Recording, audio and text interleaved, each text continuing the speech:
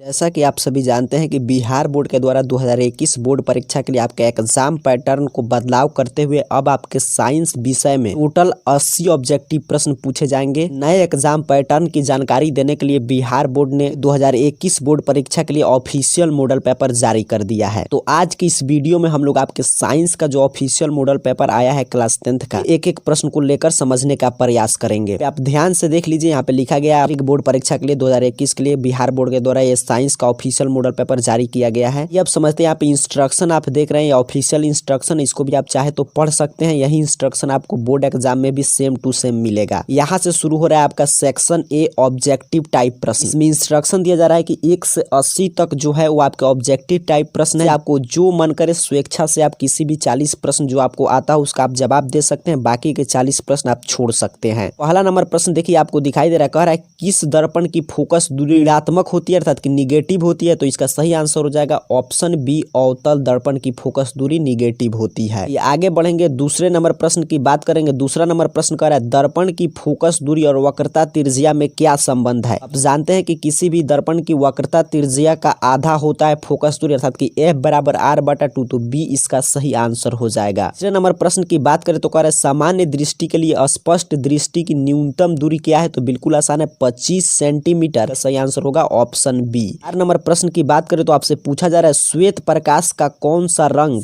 Prism से गुजरने के पश्चात सबसे कम झुकता है। तो रंग है लाल अर्थात इसका सही आंसर हो जाएगा ऑप्शन सी। आगे बढ़ेंगे, 5 नंबर प्रश्न देखिए, कह रहा है मानव आंख की रेटिना द्वारा बनाई गई छवि होती है। प्रश्न का सही आंसर हो जाएगा आपका ऑप्शन बी, वास्तविक और उल्टा। 6 नंबर प्रश्न की बात करें तो कह रहे आकाश का रंग नीला प्रतीत होता है। तो आप जानते हैं आकाश का रंग प्रकाश के प्रकीर्णन के कारण नीला प्रतीत होता है, तो इसका सही आंसर हो जाएगा ऑप्शन बी। 7 नंबर प्रश्न की बात करें तो आपसे पूछा गया है किस दर्पण में वस्तु का प्रतिबिंब बड़ा बनता है। अवतल दर्पण में किसी वस्तु का प्रतिबिंब बड़ा बनता है, तो इसका आंसर याद रखिएगा, सही आंसर होगा ऑप्शन बी। 8 नंबर प्रश्न की चर्चा करें तो पूछा गया निम्नलिखित में से कौन सा लेंस निकट दृष्टि दोष को ठीक करने के लिए उपयोग किया जाता है। निकट दृष्टि दोष के निवारण के लिए अवतल लेंस का प्रयोग किया जाता है, तो इसका सही आंसर हो जाएगा ऑप्शन सी। 9 नंबर प्रश्न देखते हैं। 9 नंबर प्रश्न पूछा गया निम्नलिखित में से कौन उपकरण विद्युत धारा की उपस्थिति दर्शाता है। गैल्वेनोमीटर जो है ये विद्युत धारा की उपस्थिति दर्शाता है, तो इसका सही आंसर हो जाएगा ऑप्शन ए। आगे बढ़ेंगे, 10 नंबर प्रश्न की बात करेंगे। 10 नंबर प्रश्न पूछा गया दाएं हाथ के अंगूठे का नियम को किसने प्रतिपादित किया था। तो फ्लेमिंग के दक्षिणहस्त नियम का नाम सुने होंगे, वहीं पूछा गया राइट हैंड थंब रूल, तो इसका सही आंसर हो जाएगा ऑप्शन बी। 11 नंबर प्रश्न की बात करें तो पूछा गया विभवांतर का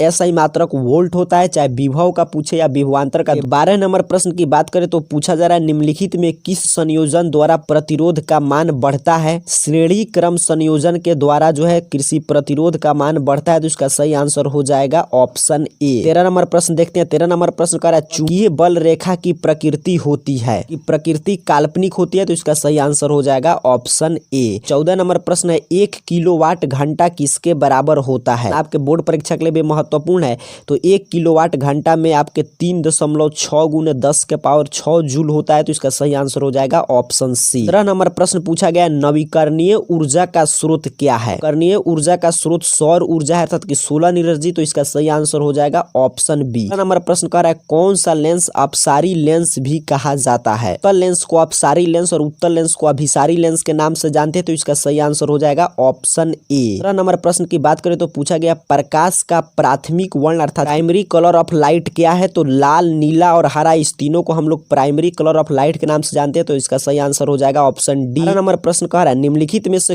कौन नेत्र का रंगीन भाग होता है। रेटिना जो है वो नेत्र का रंगीन भाग होता है, तो इसका सही आंसर हो जाएगा ऑप्शन सी। 20 नंबर प्रश्न आपसे पूछा है कि 1 HP बराबर कितना होता है। तो 746 वाट, तो इसका सही आंसर हो जाएगा ऑप्शन ए। आगे बढ़ेंगे, 20 नंबर प्रश्न विशालक शीशा होता है। विशालक शीशा उत्तल लेंस होता है, तो इसका सही आंसर हो जाएगा ऑप्शन बी। 21 नंबर प्रश्न को देखते हैं क्या पूछा गया। 21 नंबर प्रश्न है जब किसी चालक तार से विद्युत धारा प्रवाहित होती है तो गतिशील कण है। विद्युत धारा किसी भी चालक में या आवेश की उत्पत्ति इलेक्ट्रॉन के स्थानांतरण से होता है, तो इसका सही आंसर हो जाएगा ऑप्शन डी। 22 नंबर प्रश्न आपसे पूछा गया एम्पियर घंटा मात्रक है। प्रश्न का सही आंसर हो जाएगा ऑप्शन बी, आवेश का।